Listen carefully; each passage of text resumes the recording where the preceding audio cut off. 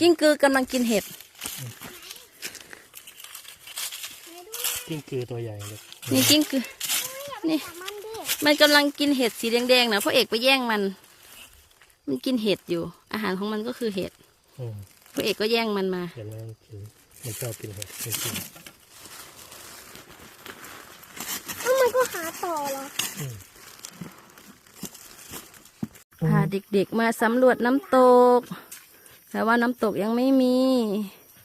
ต้องรอฝนตกติดต่อกันสัก5 วันติดไม่มีหยุดมันถึงจะมีน้ำเด็กๆก็สำรวจหาฟอสซิลอุตส่าห์ใส่ชูชีพมา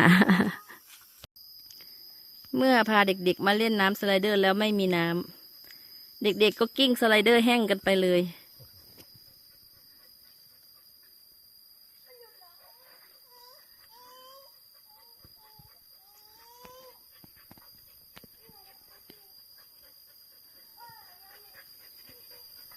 กิ้งสไลเดอร์แห้ง